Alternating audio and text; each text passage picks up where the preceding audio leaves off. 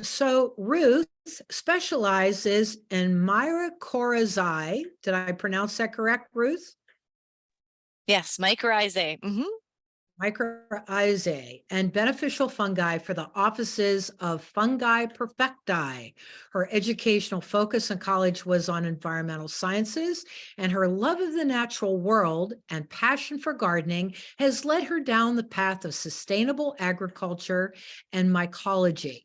She lives in Olympia, Washington. She spends her free time hiking, backpacking, photographing fungi in old growth forests, gardening, kayaking, and longboarding around town with her husky Zeus. So, Magnificent Mycelium is a deeper look into the symbiotic relationship between the fascinating relationships of these organisms and how to harness this ancient symbiosis to enrich green landscapes at any scale. We will use the use of mycorrhizal fungi, gardening with edible mushrooms, and how fungal sugars may benefit bees. So, there's more, but I'm going to let Ruth say the part about Fungi Perfecti, not now, but at the end, because it's a very unique company. For those who took the time to see Fantastic Fungi, which is available if you're a Netflix subscriber, or you can also watch it on YouTube like Pat has done. We highly recommend this movie. And so let's take it away, Ruth. So glad you're here with us. Yes, thanks for that, Sherry. Absolutely. And yeah, just a little heads up too. I have the nanny and my toddler in the background. So if you hear a knock at the door and I mute for a second to remind them that I'm in a presentation, I appreciate your flexibility. Yeah, he's toddlering today. So anyway, thank you all for being here today. I'm excited to teach you all about the importance and the magnificence that is mycelium. I'll be giving you a deeper understanding of the symbiotic relationship that exists between plants and fungi. And I'm grateful to be here to share my love of these amazing organisms. And again, my name is Ruth Idunn. I'm the Assistant Manager and Education Outreach Coordinator for the offices of Fungi Perfecti. And it's been an amazing, unique 8-year-long adventure working with some incredible mycologists. And that includes my boss and company founder, Paul Stamets. So if you've seen Fantastic Fungi, he's in that film quite a bit. And also, I wanted to remind you, if you have any questions throughout the presentation, please write them down or keep notes so we may address at the end of the presentation. So I can do it throughout, but it tends to make the presentation go a lot longer if we do it that way. So just keep notes of your questions. And all right, let's get started. So I'm here representing, again, Fungi Perfecti. A little overview of our company. We sell books on mushrooms, mushroom hunting gear, gifts and apparel, cultivation equipment, gourmet delights like truffle oils and other things to cook with. Also myco-grow for plants, which I'll be discussing a little bit today. It falls under the mycorrhizal fungi. Spawn and cultures for growing your own mushrooms. And also we sell the #1 supplement line for health and wellness, which is our Host Defense mushroom supplement line. And a portion of our proceeds for the Host Defense supplements that we sell goes towards our research. Education and outreach is also critical to our mission to explore, study, preserve, and spread knowledge about the use of fungi for helping people and planet. We also offer seminars in mushroom cultivation on our farm out here in the Pacific Northwest, and we offer many more workshops, lectures, conferences, festivals. We present at clubs and trade shows around the world. Mostly Paul is the one doing all the traveling around, but we have about 4 or 5 educators on the team. And some of our presentations are also available digitally. You can find them on YouTube. Yes, and thank you for sharing that URL. Amazing. Yep, and that'll link you right basically to the page that you're seeing now. So Our company is also certified organic, non-GMO, pesticide-free, and we're also greater than 10 times climate positive. So that means between our internal emissions from our company and the reductions and the carbon offsetting projects we've sponsored. For example, one of them is called MOVE, which helps limit methane produced from cattle in the meat industry. We have gone beyond achieving net zero carbon emissions to eliminate additional carbon from the atmosphere, carbon dioxide from the atmosphere. And we're proud to say, as of 2020, our company Fungi Perfecti hosts a fence, our supplement line, are climate positive. So we offset more than 10 times our baseline. And also, as I mentioned, a portion of our proceeds of the supplements goes towards the research that we do. And this includes our research with Washington State University to help save bees. And I'll be discussing that a little bit later. Another cool project that we've been working on is the mycopesticide project, which is working on a more natural replacement to modern pesticides using the metarhizium fungus. So you can look up that information as well. And so a little bit more about our founder, Paul Stamets. He's a world-renowned mycologist and innovator, and he has authored books on mushroom cultivation, mycoremediation, and the mycological rescue of our planet. He also has books on mycomedicinals for human health, psilocybin identification guides, and recently a children's book that's titled From Bears and Trees to Mushrooms and Bees, which is a fun way to get kids excited and introduce them to the world of fungi. Paul has also identified and named a number of new mushroom species, even recently, and has an abundant library of tissue cultures, especially focused on collecting rare strains of mushrooms that dwell within old growth forests. And this includes the infamous and elusive agarikon mushroom. So Paul was also featured, as Sherry mentioned, in the popular award-winning film Fantastic Fungi, directed by his good friend and moving art creator, Louis Schwartzberg, available on Netflix, and I highly recommend it to anyone who has not seen it. There are many inspiring mycologists and mushroom enthusiasts that are interviewed throughout the film. And also it shows emerging mushroom technologies and sciences, and it's highlighted in a visually stunning way and gives mushroom newbies a fun introduction into the world of fungi and mycelium as well. So Paul is also known for his TED Talks, podcast appearances, and presentations. And his philosophy is that mycodiversity is biosecurity. So he sees the ancient old growth forests of the Pacific Northwest as a resource of immense value, especially in terms of its fungal genome. So his passion for fungi and forest ecosystems has also highlighted the incalculable value of our pollinators to our own food security and the biodiversity we depend on. So a little bit of background on me. I graduated from the University of Minnesota with a degree in communication, environmental science, and sustainability. Sustainable food systems was my focus, as I thought it was really important, or I was passionate about the adoption of more sustainable methods in food cultivation and industrialized farming that promoted more ecological symbiosis with human activity. So my love of the natural world and conviction that our globalized community could build a more harmonious relationship with nature unknowingly led me down the path of mycology. I have spent many hours in the forest with my children, treasure hunting for mushrooms, only to find in my study of natural systems that they play such a pivotal role in maintaining the balance of the ecological systems that we all depend on. So the beneficial fungi I will be expanding on today are critical in supporting green life in forest systems, and we can now harness this power to enrich our landscapes on a small hobby farm to large agricultural or forestry scale. So we'll start here with the mushroom life cycle. So here you see a mature mushroom fruit body. So under the cap of the mushroom is a structures called gills. And in between each of these gills are basidia, or club-shaped structures that carry the spores within their spore pods.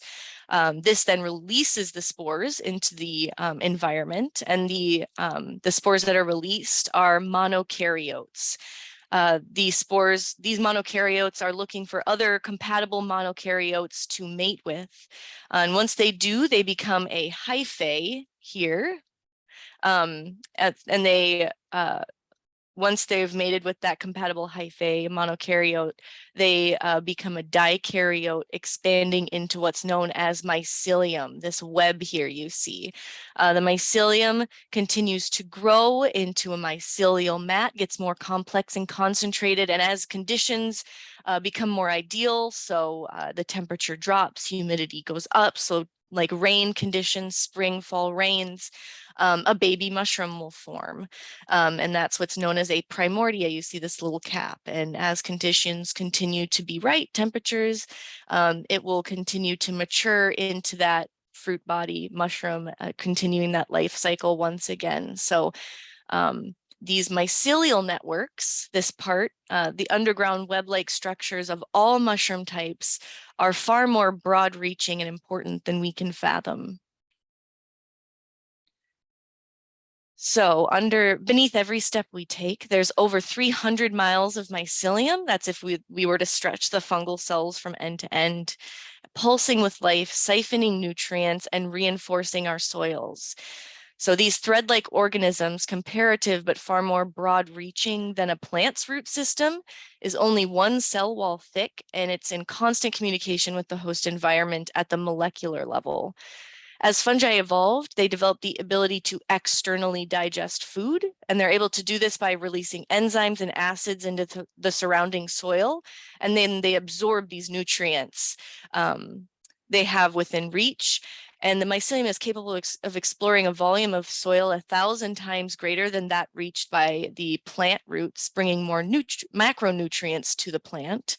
And these are the same ones you'd find in most chemical fertilizers. So they absorb these nutrients using those net-like web cell chains.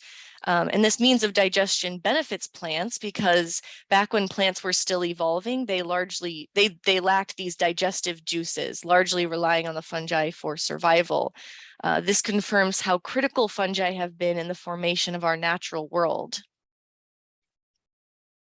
So this picture here was taken on a recent camping trip to the Hoh rainforest. I flipped over this log to examine for mycelial growth. And as you can see, it's quite heavily colonized by the white thread-like mycelia. So what looks like kind of paint here, and then this kind of whiteness you see there, that's the mycelium.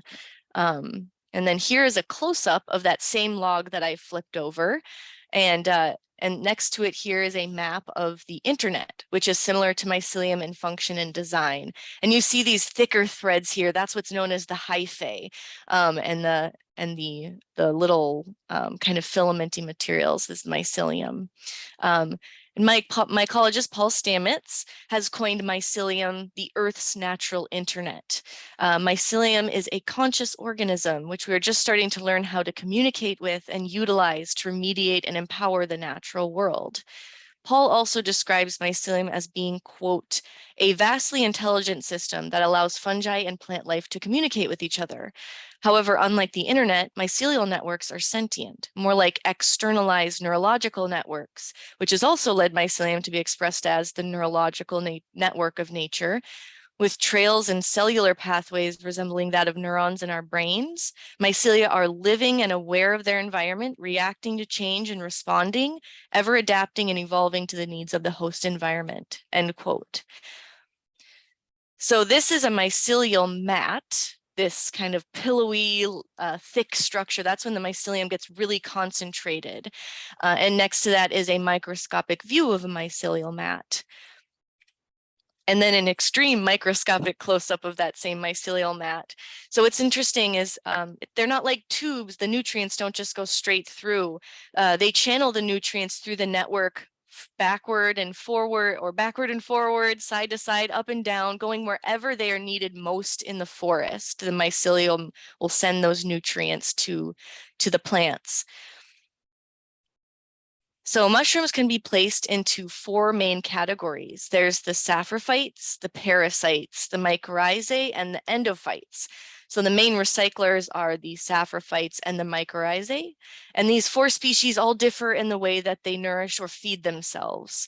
So I'll be focusing on the mycorrhizae and the saprophytes, or the beneficial fungi today. So I begin with mycorrhizae. Mycorrhizae differ greatly from the other three species in that they are wholly dependent on the plant partner for their carbon supply, and thus would not exist without the plant life they also help to support. So on a grander spectrum, if you've ever enjoyed reading in the shade of a maple tree, appreciated the beauty of a rose, eaten a freshly picked blackberry, cherry tomato, or truffle mushroom, hiked under the canopy of trees in an old growth forest, you've benefited from the underground workings of mycorrhizal fungi. In this photo here is my daughter at the age of 3, who is now 10, a big mushroom fan herself. We like to go on hikes together. So myco comes from the Greek word myx, meaning mushroom or fungus, and rhizal comes from the Greek word rhiza, meaning roots. Mycorrhizae then translates to mushrooms related to roots. And this translation defines what mycorrhizae do in nature so perfectly, as these fungi develop a mutual and symbiotic relationship with plants through distinct cellular attachments in the plant's rhizosphere or root system. And this makes plants more resilient to their environment. This underground network of mycorrhizal fungi aids in the survival of about 90% of terrestrial plants we see today, and these plants have evolved in congruence with this dependence on the mycorrhizal fungi. Mycologist and University of Washington professor Steve Trudell states that mycorrhizal fungi are essential components of terrestrial ecosystems, playing critical roles in determining the structure, biodiversity, and functioning of those systems, end quote. And mycorrhizal fungi have helped drive evolutionary processes since the inception of life on Earth. So evolutionary biologists from Penn State have uncovered evidence through genetic sequencing that the first land-dwelling plants came about 700 million years ago, and the first fungi about 1,300 million years ago. Mycologists believe that the alliance between plants and fungi is the sole reason that plant life was able to evolve and establish itself on terrestrial ecosystems. So the oldest fossil records of plants and fungal life date back to the Devonian era, 400 million years ago. Devonian era fossils of the oldest land-dwelling plant, the Anglophyton major, found in Scotland, show mycorrhizal associations in the form of arbuscules, which are little circular structures or the ways that they associate with the plants, which I'll discuss later. Fossilized plants and fungi older than the Devonian era are rare, as scientists hypothesize their tissues were too soft to be retained over time. So it's because of this that mycologists and evolutionary biologists hypothesize that these plants developed relationships with fungi as plants evolved on land those 700 million years ago. So even more, when this established life on Earth was wiped out about 250 million years ago by meteorite, fungi took over and regenerated that nearly extinct plant and animal life by recycling the ashy debris back into soil systems and to support the damaged soil and rebuild it. Therefore, our very existence can be owed to our amazing fungal champions that we may not even know were there. So there's two types of mycorrhizae. There's the ectomycorrhizae and the endomycorrhizae, and they differ in the way they associate with the plant partners. So to start with the endomycorrhizae, they never reach the above ground primordial fruiting stage. So you'll never see an above ground mushroom from this type of mycorrhizae. They instead create tiny microscopic fruiting bodies underground. These species are less diverse in number than the ectomycorrhizal variety, but they associate with the widest range of plant families. So they'll be pretty much any plant you'll find in your garden will most likely associate with the endomycorrhizal variety. They also differ from the ecto in the way they create associations with the host plant. They actually penetrate into the root cell walls. And this is especially important as plant physiologists Caston Dumrose and Michelle Cram observe how, quote, arbuscular mycorrhizae are especially effective at transferring carbon to the soil in the form of glomalin, which is a sticky glue-like substance that's estimated to provide about 30 to 40% of the carbon that's found in our soils. So endomycorrhizal mycelium also grows beyond where a plant's roots are able to reach and bring in nutrients and moisture from those distant areas in the soil. So onto the ectomycorrhizae. Ectomycorrhizal species create associations with partner plants by forming exterior sheaths around the plant root system. So these species are more diverse than endomycorrhizae, but they only associate with a limited number of exclusively woody plants. So like pine trees, conifers, things like that. And they'll have a very specific ectomycorrhizal plant. Also orchids, for example, they will have a very specific mycorrhizal partner or species that will associate with them. So they're more diverse in number because they're so specific to their host plant. And these species also produce the above ground fruiting bodies that we see, unlike the endomycorrhizal variety. So, and even more, according to Cram and Dumrose, not only do they coat the outside of the roots, but these coatings will enter the root cell between the cortex cells, and they form a thick mantle that's visible to the naked eye. So if you pull up your plants in your garden, you'll be able to see very thick mycelium coming off of your plants. So whenever you've wondered, what's this hanging off my plant root system, outside of its roots, that would be the mycelium. So many edible mushrooms you can find growing wild in the forests are ectomycorrhizal. So some commonly known mycorrhizal edibles will include the chanterelles, the truffles, your king boletes, morels, matsutakis. So all the best delicious ones are mycorrhizae. So the functions of mycorrhizal fungi are critical to the health of our environment and our food security, as again, 90% of terrestrial plants are able to have these mycorrhizal partners and be supported by them. So mycorrhizal fungi have the long-term health of its host environment in mind. Paul Stamets affirms how it, quote, prepares its immediate environment for its benefit by growing ecosystems that fuel its food chains, thus promoting biodiversity, end quote. Mycorrhizal fungi benefit the health of our environment and the plant life we depend on for food, oxygen, and aesthetic beauty in a variety of ways, which I will mainly now expand on in the context of an old growth forest system. So Suzanne Simard, the professor of forest ecology at the University of BC, huge personal hero of mine, also featured in Fantastic Fungi, was a main player in the discovery of the role of mycorrhizal fungi. She coins them the network managers of the forest. She noticed a dependent relationship among different species of trees and wondered if there was a sort of underground economy that existed with trees that allowed them to communicate. So to find this out, she developed an experiment by covering trees with plastic bags and spraying them with radioactive gas. Once the particles were established within the tree's trunk and branches, sucked up through photosynthesis, she used what's known as a Geiger counter, which is an instrument used for measuring ionizing radiation, to see what would happen with those particles. So she found the entire forest of trees was sharing food underground via this huge underground network, with one tree connecting to 47 others, and they were transferring nutrients from about 30 feet away even, through the mycelium. And she mapped out the network and found that the largest and oldest trees were the most highly connected, or the hubs in the communication network.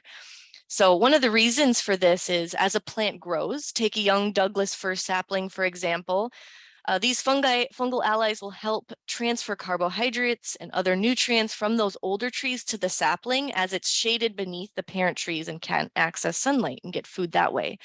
So carbon is the main element being shared underground through these forests, which is just science speak for food. Trees take carbon and turn it into sugar, which it then uses to form its trunk and branches. However, if all a tree could do is get carbon from the air, you would have trees the size of tulips. So trees need more to grow. They need minerals. So minerals from the soil are similar to the minerals humans need. Minerals like nitrogen, phosphorus, calcium, magnesium, potassium, copper, iron, zinc, etc. Plants cannot live without minerals, as lignin, important for making a tree stand tall and straight, is full of nitrogen. Also, these nitrogenous compounds, or nitrates, are especially important, for without them, plants could not build essential proteins necessary for survival. Trees and plants need those nutrients from the soil, and this is where the fungi come in. They're able to increase a plant's access to these nutrients through their means of external digestion. They also maximize water uptake in the plant as well. In return, the plant administers unattainable sugars derived from the sun, of which fungi cannot be exposed to directly to that mycorrhizal ally. So therefore, unlike parasitic fungi, both plant and mycorrhizal fungi benefit and profit from this underground trading system. So upon forging their relationship, these friendly fungi will stretch up toward the tree roots and will tell the tree in their chemical language, "Hey, I'm in the neighborhood. Will you soften your root system?" The tree receives the message and sends one back saying, "Sure, I can do that. I'll start softening my walls and make room for you." Then begins this exchange of sugars and minerals. So mycorrhizae are able to establish this relationship as early as the seedling germinates, and this alliance nurtures the seedling with nutrients and water and allows for faster, healthier, more resilient development right from the start. So what's awesome to me is how these fungi acquire their minerals. They actually are able to mine for them. They weave their mycelial tubes through the soil until they bump into petals. They then secrete that acid and dissolve the rock like they're drilling. They build tunnels inside the rock and access the mineral packets within and then mine them. If you look at these tunnels under a microscope, they look just like mini mining tunnels that humans would make. These fungi are also known as good hunters. They are able to hunt for little flea-like insects called springtails to use as a source of nitrogen. The fungi are able to funnel into the springtail, alive or dead, and suck nitrogen from them. An experiment was conducted to see how much nitrogen acquired from the springtails was making it to the trees and found it to be about 25%. Fungi are also able to drink nitrogen from salmon carcasses and send it to trees as well. Salmon is then traceable within the tree and carry evidence of this consumption. There are forests where up to 75% of the nitrogen came from fish. I mean, if you think about it, bears, they go out into the river, they catch the fish, they eat them, they dispose of the fish at the base of the trees or in the forest. And the fungi are the ones that come in, decompose that fish, and then send it to the trees. So it's a cool cycle of life. And it's estimated also that 20 to 80% of the sugars within the tree will go into the ground for this microbial community to enjoy. When times are good and the tree isn't in so much need of sugar, like spring and summertime, they'll send it to the fungi. When times are bad, the fungi will give the sugars back, like in the wintertime, just like a bank or savings account.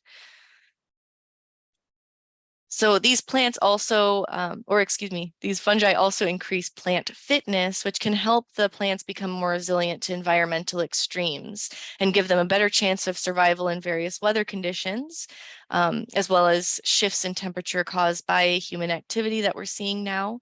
This is because the mycorrhizal fungi help reinforce the plant's rhizosphere or root system within any soil system, even desert conditions. As long as there's plants able to grow, there can be the fungi able to support them. So plants are also less susceptible to frost. I found that plants inoculated with the mycorrhizal fungi are able to survive longer into the growing season, having that mycorrhizal ally sending the nutrients. So essentially, as long as the fungi have plant roots to associate with, they'll be able to survive and propagate. So they'll do whatever they can to keep that plant, that food source, alive. So mycelium also improves soil structure. The mycorrhizal fungi form that net-like web through the soil that's able to collect, channel, and absorb nutrients, and this improves the soil structure overall. The mycelial web also increases water retention and infiltration in soils, even more by excreting carbon in through that sticky glue-like substance glomalin. Soil systems are able to benefit from the increased carbon levels. So as the carbon cycle is fundamental to life on Earth, higher levels of organic carbon can be a factor for determining overall soil fertility. So mycelium in this way has been considered an antidote to global warming. Paul asserts how, quote, "The greatest reservoir of biological carbon is old growth forests, and few people realize that the largest deposits of biological carbon are fungal. 30% of healthy soil is biological microbes. Of that, 70% is fungal." In other words, over 20% of the mass of healthy soil is all fungi. A recent article in Nature Communications reaffirms this. After a human-dominated habitat is left alone for 70 years, approximately 75% of the carbon is held within the mycelium, when it started out at a mere 10%. So the best way to offset global warming is to reestablish the carbon bank using mycelium in the ecosystem. It not only establishes biodiversity and sustainability, but it buffers those carbon offsets. So old growth forests are also next to oceans. Ocean's number one keeper of the holder of carbon. The old growth forests are second. So fungi are so crucial to that. And improving soil structures in these ways also allows for a reduced risk of soil erosion. So it'll just keep your soil all together. It also provides disease resistance for the plant. So plants with mycorrhizal allies are able to resist disease better than plants without, and offering protection from pathogens. They help stave off these diseases and pathogens in the soil by, one, improving the plant's nutrient status, so increasing the plant's fitness enough to help it fight off the disease in the first place. Two, competition. The mycorrhizae are at competition with pathogens for the nutrients acquired from the plant. And then three, change roots, morphology, and structure. So the associations the mycorrhizae form with the plant strengthen its rhizosphere, basically creating that shield around the root structure. So these fungi support biodiversity, as it always has the host environment in mind, and therefore supports ways in which to propagate new species that may become a new source of carbohydrates, sugar, food for them. Botanists and microbiologists from Canada and Switzerland conducted a soil-based study concluding that, quote, the functioning and stability of terrestrial ecosystems are determined by plant biodiversity and species composition. So ecological mechanisms need to be identified to ensure successful management for conservation and restoration of diverse natural ecosystems. So by using two independent but complementary ecological experiments, they were able to confirm that below ground diversity of arbuscular mycorrhizal fungi, another name for endomycorrhizae, is a major factor contributing to the maintenance of plant biodiversity and to ecosystem functioning, end quote. So a chemical game of telephone. So trees can also send warning signals through their fungal allies. Experiments conducted all over the world have found that if a tree is injured, it will cry out in a chemical way. And these chemicals will move through that fungal network and warn neighboring trees or seedlings that something bad is happening. I'm under attack. There's an enemy in the midst, kind of like a game of telephone. So, for example, if a tree is infested with beetles, the tree will cry out to the rest of the forest, and the other trees will start producing chemicals that taste really bad, so the beetles won't eat them. So protecting the rest of the trees down the line. They've also found that if a forest is warming up due to climate change happening all over the world, you have forests that are hurting and don't do well in these warmer temperatures. So they'll send out an, oh no, this isn't good signal through the network. Even more, as these trees are dying, they dump their carbon into their younger neighbors. And what's interesting about that is when the sick dying tree gives up that food, it doesn't usually go to their children or even to trees of the same species. Instead, it ends up with the new trees in the forest that are better at surviving global warming in the new conditions. So somehow these trees are thinking ahead to the needs of the forest, with the fungus acting as the broker, determining who gets what and when. So as Suzanne Simard puts it, quote, there is an intelligence within the forest that is beyond just the species, end quote. She asserts plants and fungus are not thought to have brains, but when we look at the below ground structure, it's so much like a brain physically. And there's so many parallels that develop the more these systems are studied and the more we find out about these systems. The fungus is like the nervous system of the forest, with the same form of nodes sending signals to one another. It's almost like the forest is acting as one organism in itself. And once you do realize that the trees are all connected to each other, sending signals and sharing resources, it really has the feel of one organism. I know when I go camping or hiking now, I feel like I'm interrupting something when I go on a hike in the forest. So how can you harness the power of mycorrhizal fungi to support your plants or your green spaces? So mycorrhizal fungi not only save gardeners, farmers, landscapers, and forestry specialists, etc., people who work with plants, time and money, but as you see, they also help protect the environment by reinforcing soil systems, promoting biodiversity, and allowing your neighboring plants to communicate with each other. If you're transplanting, the survival of your plants increase as they have this immediate access to nutrients and water in the soil upon establishing itself. And as already explained, your plants will be more likely to fight off those pathogens and fungal root diseases. And as these associations increase a plant's access to phosphorus, you'll be able to use less fertilizer once the mycorrhizae are established, as phosphorus is a main or key ingredient in most chemical fertilizers. So furthermore, the mycorrhizae cause an increase in plant growth and size in this easy access of nutrients and water in the soil. The plant will put less effort in accessing these elements in the soil and put more energy in obtaining nutrients from the sun. So this helps the plants grow faster and larger, taller overall. So the mycorrhizal fungi is typically purchased in the form of a spore inoculum. You can apply this inoculum to your plants as a dry granular inoculum before sowing, or that's the lazy way I like to do it. I'll just kind of sprinkle it in with my seedlings in the spring. Or you can use it as a liquid inoculum after the plant has germinated or for established plants. So you just mix in the dry inoculum with your water in your watering can, or if you use fertigation or any large scale kind of watering, you can mix it in there and use it in that way.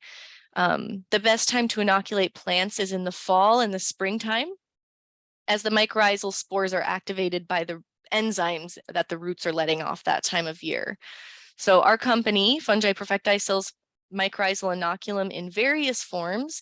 We have the MycoGrow Endo-Ecto seed mix, which has an adhesive quality to it. So you can you water your seeds and kind of you'll be able to put it through over like a grate or something so the water can go through, and then you sprinkle over the Endo-Ecto seed mix and it'll stick to the seeds as you shake it. And then you can go ahead and sow after that. So immediately upon germination, the mycorrhizae can go in and do its job. And then you have the MycoGrow Soluble, which is our most comprehensive and popular product.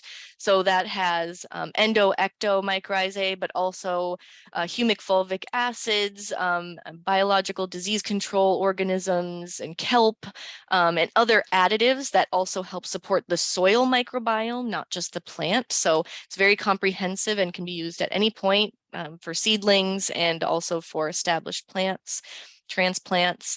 And then we have MycoGrow for vegetables, which is just the endomycorrhizal fungi. So if you already have like a soil mixture that you use and you just need endomycorrhizal fungi for the plants that you're supporting, then people may go for something like that, all organic. And you can also make your own mycorrhizal inoculum if you'd like. You can produce it by, so the ecto inoculum you'd produce by grinding up those fruiting bodies you see in the forest, as those are your ecto. So the puffballs or the truffles, chanterelles, grind it up. You can put it even in a blender if you're not worried about getting it a little gross.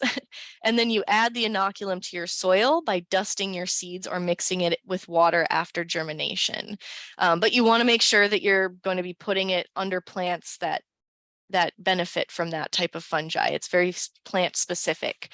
So the way to propagate endomycorrhizae, which associates with the most plants and other beneficial soil organisms, is to take native soil and inoculate bait plants, such as cereal grains, in pots. And after some time, the resulting soil will be rich in organisms and then can be used to inoculate other plants. But generally, using a mix of various species, especially endomycorrhizae, associates with the most plants, offers a higher success rate overall. So that's why most of our blends have both endo and ecto, cover all the bases. And we did have a question, and I will get to it at the end. So any questions you can put in and I'll get to them at the end, just to let you know. So supplements. So the more you use cover crops, also known as green manure or living mulch, the better your soil structure. And if you're a gardener, you probably already know this, better your soil structure, as cover crops help sustain those mycorrhizal populations. If you also want to make sure that the green manure you choose is able to associate with mycorrhizal fungi. So cover crops such as canola, buckwheat, forage, radish, camelina will inhibit mycorrhizal activity. So it won't kill it. It'll just make the mycorrhizae kind of hang out until a good plant comes along. So a cocktail of warm and cold season cover crops, ideally legumes such as crimson clover, hairy vetch, sweet clover, and others such as rye, grass, oats, many more, are best, as their roots develop associations with these fungi and then promote that mycorrhizal diversity year-round. So the maintenance of mycorrhizal populations promotes this production of glomalin year-round. So you're sending carbon into your soil throughout the year. And the presence of winter cover crops ensures that the mycorrhizae are able to survive through the winter and then thrive come spring and summer. So overall, any organically derived means of enhancing your soil and plant life will also be beneficial to the fungi. And I did mention compost tea. So with compost tea, you would boil or create your compost tea mixture. And just before you put it over your plants or you water it into your plants, that's right before is when you'd mix in the mycorrhizal fungi. As if you boil it with it, the mycorrhizal fungi will become food for the organisms in the compost tea. So you want to make sure you're administering it right before you go and water it in. So going on to threats and inhibitors. So you'll want to avoid overcultivation or the excessive use of farmland that exhausts your soil and degrades the land. You want to avoid that in general. And you want to avoid applying fungicides after you've established mycorrhizae in your soil, as they will more often than not poison and kill the fungi. That's what they're aimed to do. However, there are some fungicides that work okay along with mycorrhizae, and I have a complete list. I'm also going to be sharing my contact information at the end of this presentation. So if you want that list, if you're interested in the fungicides that are safe with mycorrhizae, I can send that to you, or if you have any questions. So just wanted to throw that out there. And also, if you've applied fertilizer prior to establishing your mycorrhizae, you want to wait a month before applying the mycorrhizal inoculum. And this is because phosphorus levels higher than 70 parts per million will cause the fungi to remain inert because they have really nothing to do. So they'll just kind of sleep in the soil, be dormant until those phosphorus levels subside. You also want to try to avoid tillage. And I know I'm speaking to gardeners here. So the tillage will damage and break up that mycelial mycorrhizal hyphae and will halt colonization. So if you must, and I do this myself, limit tillage to maybe once per year, maybe in the spring, that's when I do it, to give the mycorrhizal fungi time to recover and reestablish itself over the summer, fall, and winter months. So just like a root system, if you're tilling, it breaks it up. And so the mycelium will need time to kind of come together and start supporting plants again. Or you can do what I do also, and if you're going to till and you want to kind of give the plants a boost or the mycorrhizae a boost, you can inoculate with the mycorrhizae at that time too, upon tilling or before sowing, just to make sure that there's extra mycorrhizae in there. So essentially, any damage to your host plants will harm your mycorrhizae as well, just like any support to your host plants will help them. So on to the saprophytes. They're the decomposers, soil builders, plant partners. They're the primary decomposers in the forests. So they're the ones that take the organic matter on the forest floor, break it down like leaves, pine needles, logs, stumps, wood chips, and straw, break it down, and then send it into the soil. And then the mycorrhizal fungi then grab those nutrients that the primary decomposers have broken down and send it to the plant partners. So this makes mushrooms in general great plant companions and fungi, or the beneficial fungi at least. So you can build soil using this type of fungi, the saprophytes. This person here is, they've let their plants grow, the seedlings grow till they're tall enough to be collared by inoculated sawdust there. So you see the inoculated sawdust and wood chips over here.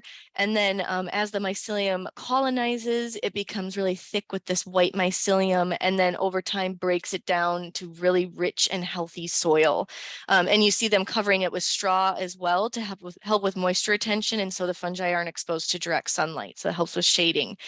And you'll find that more often than not, the fungi will grow at the base of that seedling plant where humidity and moisture is highest and it's shaded. So you can kind of see it in this picture here with the corn plant, the King Stropharia fruiting at the base of that plant. So King Stropharia, or Stropharia rugosa annulata, is great for remediation of soil and soil building, as it's extremely resilient and will grow and colonize in temperatures between 40 to 90 degrees. It likes hardwood chips, and it's also the species that inspired our bee research with Washington State University. So as Paul, in his garden bed, he observed bees returning to his garden beds, and he couldn't figure out why they, kept coming in such huge numbers. And he noticed them lapping up or drinking the mycelial exudates, or the mycelium sweats, as it breaks down these nutrients. And the bees were at the base drinking from the mycelium, or the fungal roots, and wondered if there was a relationship that existed between bees and fungi. And this is what inspired our bee research with Washington State University. And here you can kind of see it a little bit closer up. The bees all really focused on this mycelium. So we teamed up with Washington State University's entomology department, headed by Steve Shepard, to see if fungi can be used to support bee health. So bees are in desperate need of support right now due to colony collapse disease. So US beekeepers across the United States lost about 43.7% of their managed honeybee colonies from April 2019 to April 2020, and 45.5 from 2020 to 2021. So if you've been watching the trends, it continues to get worse. This is largely because of the factors associated with colony collapse, such as deformed wing virus, varroa mite, which I'll talk about a little later, or in a minute, increased environmental pressures like pesticides, which also ends up in the bees' honey, loss of habitat and food sources, and climate change. So our research led to us releasing this article in Nature magazine titled "Extracts of Polypore Mushroom Mycelia Reduce Viruses in Honeybees." And we found that the conch fungi, the reishi and the amadou, which are also the most common fungi you find in the forests in decomposing trees, were the ones that supported bees the most. So bees fed extracts from the polypore mycelium exhibited lower deformed wing virus titers, and in 3 different trials, mixing fungal extracts into the cage bee's sucrose syrup food significantly reduced the levels of deformed wing virus. So most notably, the extracts of the Fomus fomentarius, or the amadou mushroom, mycelium reduced deformed wing virus more than 800-fold in the first trial. So major results, and we're working right now to develop a product for that and release it hopefully in the next year. And beekeepers have been really pushy and excited about this, so stay tuned for that. And then we've also been using a type of fungi called metarhizium to combat the varroa mite, which is a huge issue for beekeepers. It's basically like in this picture here, that little thing there is for the bee, about a pancake-sized thing on the back of its neck that's just sending diseases, pathogens into the bee. So they're a huge issue for beekeepers.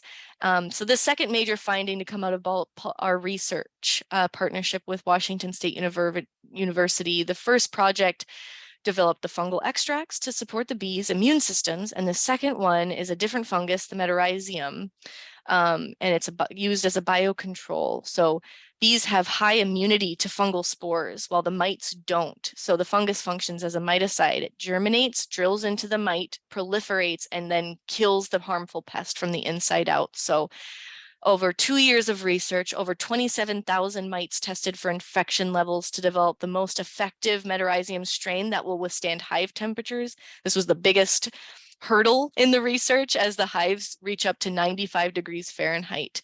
So creating and manipulating a strain to withstand the temperatures. We have confirmed that the most recently developed strain to be the most highly effective against the varroa mite and agricultural apiaries, as well as increased colony longevity.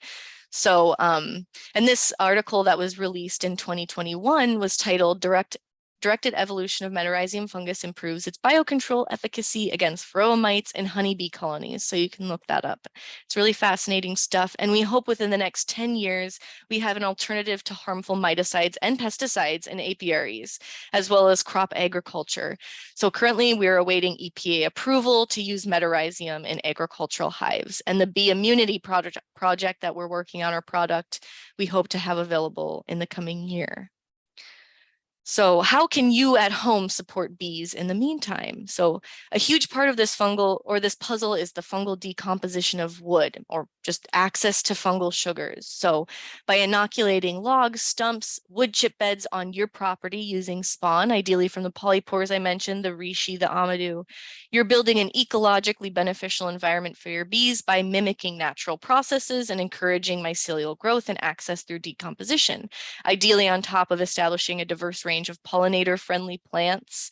But in nature, if you think about it, bees build their hives in these dead, dying trees and logs, stumps. And the mycelium is then present in this decomposing wood as the primary decomposers of the forest. So we've really got to thinking that this relationship may have always existed. If you think maybe in the winter time when the bees don't have as many food sources, they may have been relying on this fungi that was where they had their hives to stay alive during the harsher months without food access. So how you can grow reishi at home is by log inoculation, like I mentioned. So what we use here is these little myceliated dowels called plug spawn. So the mycelium, we inoculate it, so it's in those little dowels, and you can kind of see them there, but they're about 1 inch long. You drill into the log, and then you use a rubber mallet to pound the dowels into the log. And then you cover the little dowels that you've made, or the little holes, with food grade wax to help with moisture retention and make sure the mycelium can colonize that log quickly and efficiently. And the reishi, you could also do this with stumps. You girdle the bottom of the stump, make sure that tree has properly died off, so then the fungi can get in and start doing its work.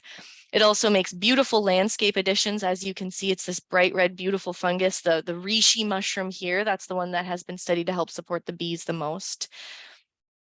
And if you have any questions about mushroom cultivation or anything, I have my information at the end here. So all in all, ecosystems that lack a strong presence of beneficial fungi is a major cause of inhibited or stunted plant growth, poor soils, and poor plant establishment in agricultural forests, restoration projects, and any landscape or civilization depending on green life to survive. So as we begin to understand and utilize organic practices and mimic natural systems to promote environmental health, we must understand ecological functions at the microbial level. Fungi promote the cycling of nutrients, help plants communicate with each other, help protect plants from environmental stressors and disease, build soils, and support the health of our pollinators, we're now finding. So from here, I implore you to educate your friends, children you may have someday, or children, grandchildren, families, on the power of fungi. Inspiring the next generation about fungi will be one of the greatest forms of ammunition against the dwindling food security and changes in the health and climate of our planet. Moreover, there's no greater way to ensure the mental and physical health of your loved ones than to empower them with generational knowledge on food cultivation, soil building, remediation, fixing the problems we're creating, and teach them the wonders and immense beauty of our natural world. So that's it. If you have any questions, here is my immense bibliography. And most of the information I get here is from Paul's books, Growing Gourmet and Growing Gourmet and Medicinal Mushrooms, and Mycelium Running. Mycelium Running, there's the book that got me into all of this. It kind of hurled me into the world of fungi. So it's a really great intro. And then here's my contact information. So I'll open the floor for questions. So thank you.